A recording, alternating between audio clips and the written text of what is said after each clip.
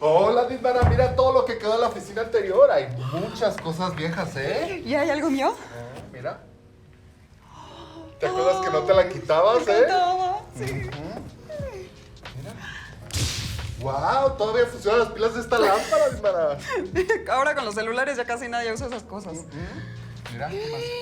¿Ya viste Uy. nuestro juego de básquet de oficina? Con este nos quitamos el estrés, ¿sí? Ya sé. ¿Listo? A ver. El juego está empatado. Quedan 2 segundos en el reloj. Didmara con el balón desde media cancha. Tira y... ¡Ah! Otra vez, venga. Didmara con el balón. El juego está empatado. Quedan 2 segundos en el reloj. Didmara con el balón desde media cancha. Tira y... ¡Oh! ¡Las matemáticas han ganado de nuevo! Bueno. Y ahora vamos a entrevistar a la estrella del partido, ¿eh? Tremendo partido, Didmara. ¿Algunas palabras? Pues es un trabajo en conjunto, la verdad. Es una victoria de todas nosotras. Yo estoy muy contenta de ser parte de este equipo. Y díganos, ¿qué tienen en común esta lámpara y el tiro que realizar para ganar el partido? ¿Qué tienen en común la lámpara de Ernesto y el tiro de Didmara? ¿Qué son las cónicas? ¿Qué son las esferas de Dandelin? Quédate con nosotros en Pensamiento Matemático y lo descubrirás. Oye, Didmara, no me has contestado la pregunta, ¿eh? Pues es muy fácil. Mi cónica favorita. ¿Tu favorita? ¿Nos ayudas a explicar qué es una cónica? Comencemos por recordar qué es un cono. Un cono es un cuerpo geométrico en el espacio. Se obtiene al mover una recta que pasa por el origen, distinta a los ejes coordinados, a través de una circunferencia paralela al plano XY. Tiene su centro en un punto del eje Z, que no es el origen, y que corta a dicha recta. La recta con la que generamos al cono es la generatriz del cono. Al eje Z se le conoce como el eje del cono. Las cónicas son las curvas que resultan de las distintas intersecciones de un plano, que no pasa por el origen con un cono. Hay 4 tipos de cónicas: circunferencias, elipses, parábolas e hipérbolas. La circunferencia se obtiene de la intersección de un plano paralelo al plano XY con un cono. Una elipse resulta de la intersección de un plano que tiene una inclinación menor que la generatriz del cono. Una parábola resulta de la intersección de un plano que tiene la misma inclinación que la generatriz del cono.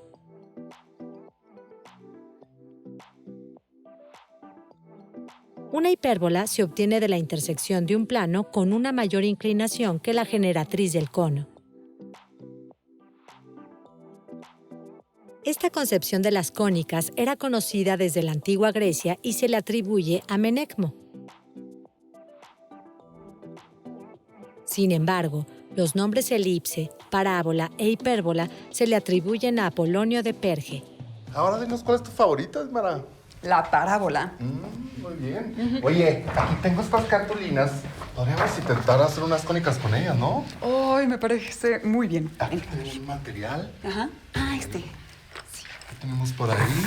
Pásame un lapicito. Justo con este lápiz podemos hacer como un compás humano para poder hacer un cono, ¿no? Ay, sí. A ver. Sí. En la geometría analítica se cuenta con otra definición de parábola. ¿Podrías recordarnos cómo la definen, por favor? Claro, Ernesto. Para la geometría analítica, la parábola se define como el lugar geométrico de los puntos en el plano cuya distancia a un punto fijo, llamado foco, es igual a la distancia a una recta fija, llamada directriz.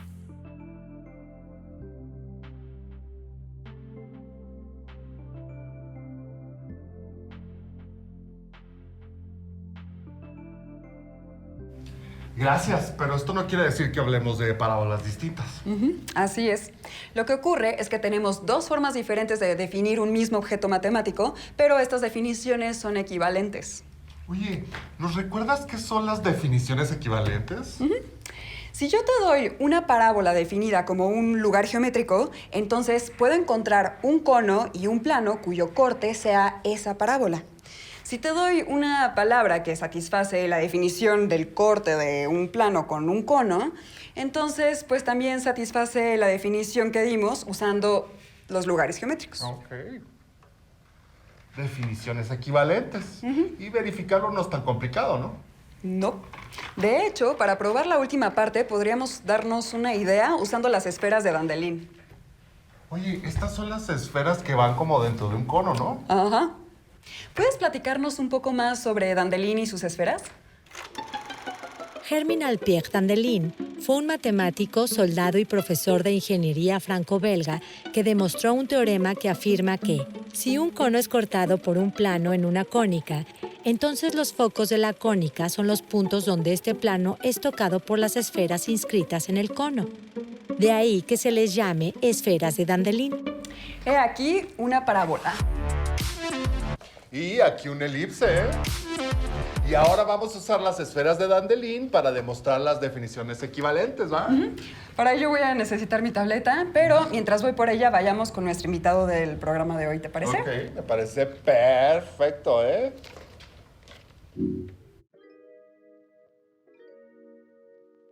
Las cónicas son tomamos un cono es como un reloj de arena que se usa luego para los huevos, para cocinarlos, y tomo un plano y dependiendo cómo corto esta cónica me da un círculo, una elipse, me da una parábola o me da una hipérbola.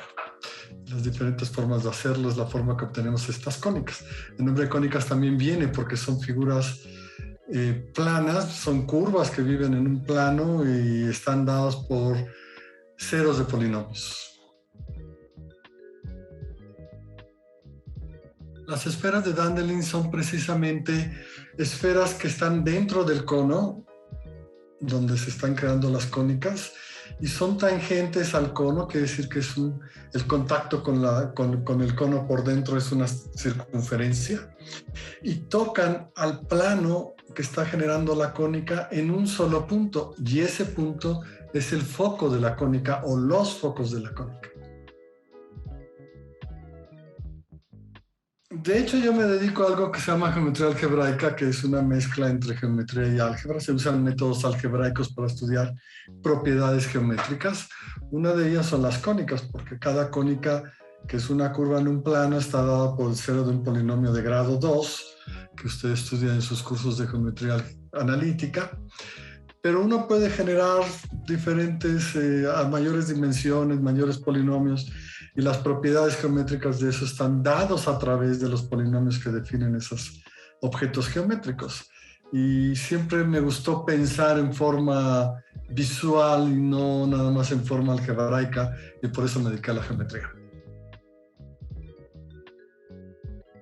Es muy importante salirse de los métodos de enseñanza que a veces uno tiene en sus cursos, en donde le dan a uno una fórmula y uno tiene que aprender a usarla con miles de ejemplos similares y nada más aprenderse la fórmula y aplicarla, si se vuelve un método completamente como algoritmo, como si fuera un algoritmo repitiendo. Es muy importante que uno se abra preguntas a la hora de estar estudiando los textos antes de saber la fórmula, cómo se despeja la ecuación de grado 2, por ejemplo, que uno lo trate de hacer por sí mismo.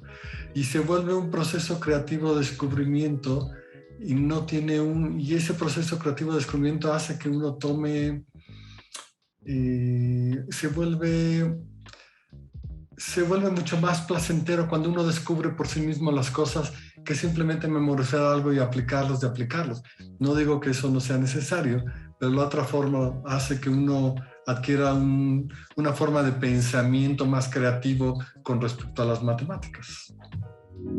Ahora veremos cómo las esferas de Dandelin relacionan nuestras definiciones de parábola. Bernie, te va a encantar esta tecnología. A ver. Chécate. Ahí vamos a poner... Ok, venga. Primero necesitamos un cono, ¿no? El cono. Después le hacemos un corte con un plano igual de inclinado que la generatriz del cono. Perfecto. De esta manera obtenemos una parábola. Ahora, una esfera de Dandelin es una esfera contenida en el cono que es tangente a este plano. Como es tangente, solamente toca en un punto, que aquí le vamos a llamar F. Muy bien, olvidémonos por ahora de la esfera, del cono, y consideremos el plano XY. X y Y. Muy bien. Estos dos planos tienen como intersección una recta. Desaparezcamos esos dos planos. Y bueno, antes de desaparecer el plano inclinado, veamos de nuevo la parábola.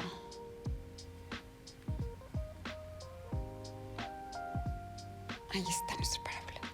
Ahora sí, adiós plano inclinado. Ahora vamos a considerar un punto sobre la parábola. Un punto que llamaremos P. Nuestro punto P, ahí está. Si yo me fijo en la distancia que hay de P a F y luego me fijo en la distancia que hay de P a esta recta azul de abajo, ¿qué crees que ocurre? Vas a ver que estos dos segmentos tienen exactamente la misma longitud. Y es así como las esferas de Dandelin me permiten conocer las dos definiciones que hemos visto hasta ahorita de la parábola, ¿no? Tanto la definición de los griegos y la de la geometría analítica. Oye, qué padre explicación. Está increíble, amiga. ¿no? Mira, mira. Exactamente la misma longitud.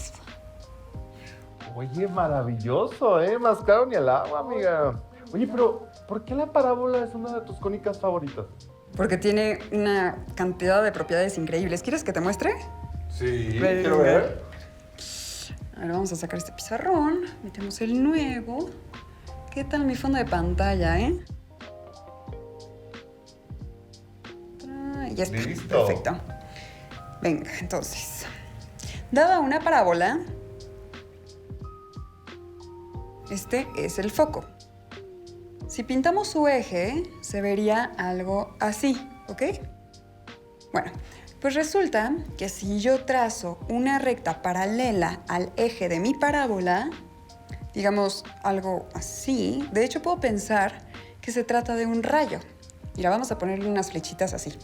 Bueno, resulta que este rayo, al tocar mi parábola, puede rebotar directo al foco. Y no importa de dónde disparemos el rayo, siempre va a rebotar al foco, siempre y cuando el rayo sea paralelo al eje de mi parábola. Por ejemplo, aquí hay otro. Ahí está. Ahora, al revés, no solo cuando entran los rayos a la parábola, porque también si del foco yo disparo un rayo hacia la parábola, por ejemplo, este rojo, ese rayo rebota de manera paralela al eje. Y no importa desde dónde lo dispare. Siempre y cuando lo dispare del foco, eso va a quedar paralelo. Así. ¿Ves? Ah, claro, por eso la parábola me recuerda tanto a la lámpara. Verás, ¿quieres que te explique lo de la lámpara? Sí, claro. A ver. ¿Sí? Voy a quitar este pizarrón y vamos a generar uno nuevo. Esto del pizarrón electrónico está increíble, ¿eh? Ay, me encanta. Muy bien, pizarrón nuevo, listo. Muy bien, mira. Si hacemos girar una parábola alrededor de su eje, lo que obtenemos es una superficie muy parecida a la que tiene mi lámpara por dentro. Claro. De hecho, si este fuera el foco de la parábola que acabamos de hacer girar, justo ahí es donde está el foquito que tiene mi lámpara. Y entonces cuando yo la enciendo, los rayos de luz que emiten este foco rebotan en esta superficie y salen disparados hacia afuera. Y entonces, esa es la forma en que mi lámpara me ilumina. Inclusive podría completar mi dibujo para que esto de verdad parezca una lámpara, mira. ¿Eh? No. ¿Qué te parece, Dismara? Talentazo el dibujo. Muy bien, pues creo que en la segunda parte de la cápsula de nuestro invitado nos van a platicar más al respecto. ¿Vamos a verlo? Vamos.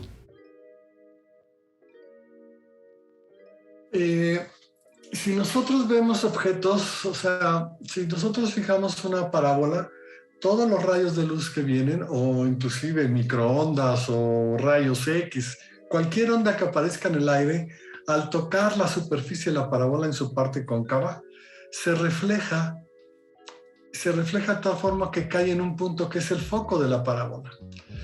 Entonces, todos los rayos de luz, todos los rayos microondas, todos los rayos X, todos los sonidos, imágenes que vienen a través de ondas, a través del aire, al reflejarse se concentran en el foco, y en ese foco uno puede entonces contener o puede archivar o puede transformar toda esa información en datos útiles. Por ejemplo, oír la radio o las antenas satelitales para poder ver televisión satelital, o las antenas satelitales para oír sonidos del espacio que llegan.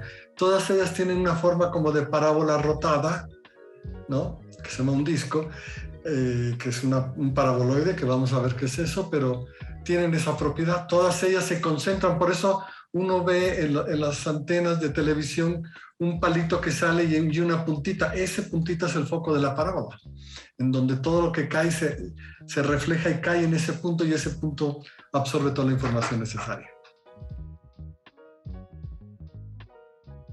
La parábola de revolución o el paraboloide de revolución es, uno toma una parábola, piensa uno que la tiene en un plano, aquí está, y aquí está el eje, ¿no?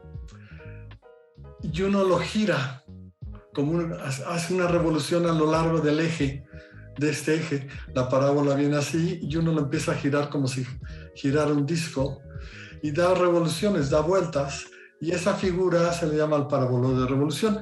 El disco satelital para ver televisión es un paraboloide de revolución. Si yo lo corto con un plano, me va a quedar una parábola, y está girada esa parábola a lo largo del palito que uno ve que va del foco hacia el vértice de la parábola.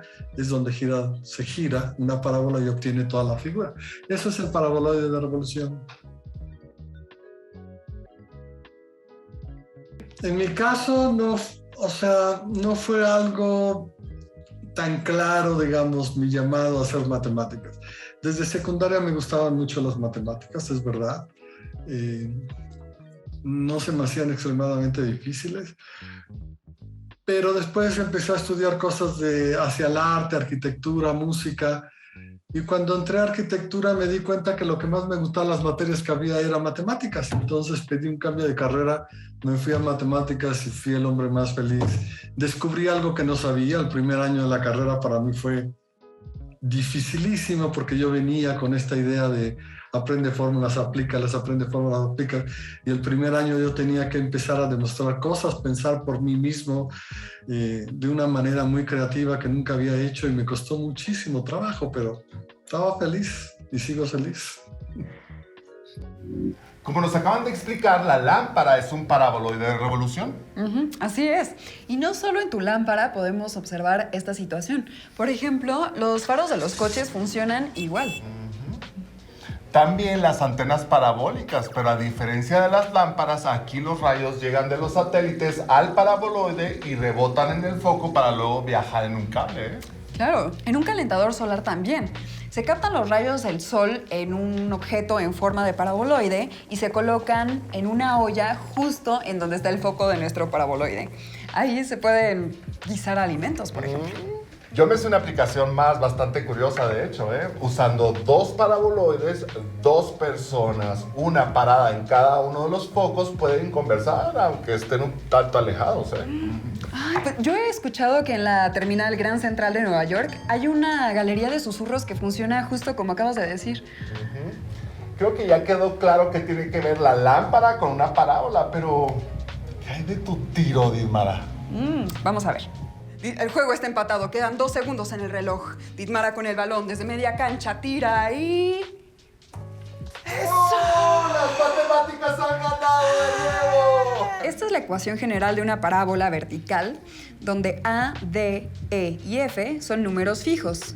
Y la ecuación que describe la posición vertical, que depende del tiempo t del balón en un tiro, es esta, donde A, V1 y Y1 también son unas constantes.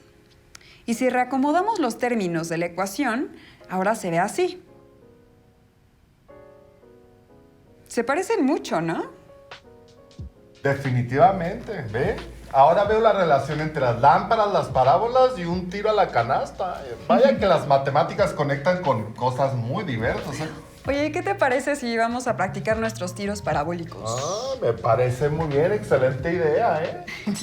Pero, ¿qué te parece si antes les recordamos a nuestras amigas y amigas que pueden visitar nuestro grupo en Facebook Jóvenes en Casa? Sí, y si cortan conos para obtener cónicas o intentan construir un calentador solar, suban las fotografías de cómo les han quedado. Y si quieren ver programas anteriores, pueden entrar al canal de YouTube.